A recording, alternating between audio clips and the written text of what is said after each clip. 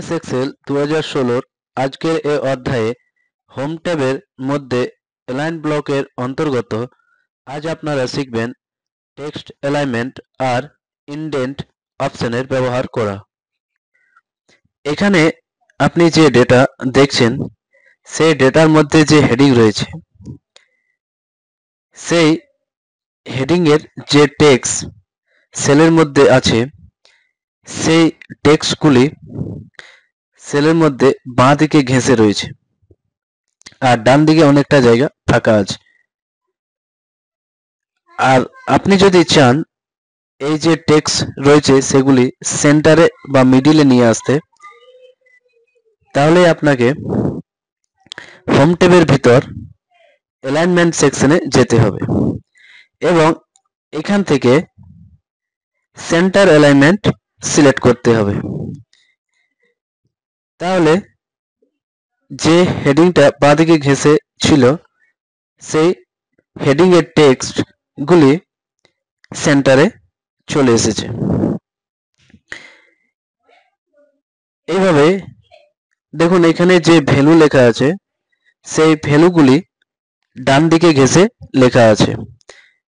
এই অবস্থায় এগুলিকে যদি সেন্টারে নিয়ে আসতে হয় তাহলে প্রথমে ভ্যালুগুলি সিলেক্ট করে নিতে হবে, তারপর অ্যালাইনমেন্ট সেকশনে গিয়ে সেন্টার অ্যালাইনমেন্টে ক্লিক করতে হবে, তাহলে লেখাগুলি সেন্টারে চলে আসবে।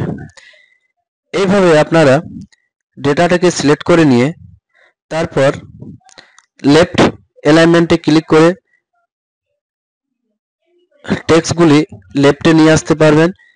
সেন্টারে ক্লিক করলে সেন্টারে আসবে, এরপর রাইটে ক্লিক করলে রাইট চলে আসবে। এইভাবে আপনারা যে কোনো টেক্সটের অ্যালাইনমেন্ট চেঞ্জ করতে পারবেন। ধরে নিন এই ডেটার মধ্যে যে হেডিং রয়েছে সেই হেডিংটার রোয়ের হাইট যদি আমরা বাড়িয়ে নিই, তাহলে এখানে যে হেডিং রয়েছে সেই হেডিংটা নিচের দিকে রয়েছে। আর আপনি যদি চান এই হেডিংটাকে মিডিলে নিয়ে আসতে, তাহলে প্রথমে এই হেডিংটাকে সিলেক্ট করে নিয়ে তারপর অ্যালাইনমেন্ট সেকশনে গিয়ে মিডল অ্যালাইনমেন্ট ক্লিক করলে যে টেক্সট রয়েছে সেই টেক্সটগুলি মিডিলে চলে আসবে। এই অবস্থায় যে হেডিং রয়েছে সেই হেডিংটা দেখতেও খুব ভালো লাগছে। এইভাবে আপনারা হেডিংটা সিলেক্ট করে নিয়ে অ্যালাইনমেন্ট চেঞ্জ করতে পারবেন। এটা এখন মিডল অ্যালাইনমেন্টে আছে, আপনি যদি টপে ক্লিক করেন তাহলে টপে আসবে, বটমে করলে বটমে আসবে, মিডিলে করলে মিডিলে আসবে। এরপর আমাদের যে ইনডেন্ট অপশন রয়েছে সেই ইনডেন্ট অপশনে আমরা টেক্সটের উপর ক্লিক করলে এখানে আমরা যদি মিডল অ্যালাইনমেন্ট বা সেন্টার অ্যালাইনমেন্ট করি, তাহলে এখানে যে লেখাটা আছে সেটা আমাদের লেখার সোজাসুজি আসছে না। এই অবস্থায় লেখাটাকে যদি আমরা সোজাসুজি নিয়ে আসতে চাই, তাহলে এই ইনডেন্ট অপশন যে ওয়ার্ডটা আছে সেটা প্রথমে অ্যালাইনমেন্ট চেঞ্জ করতে হবে।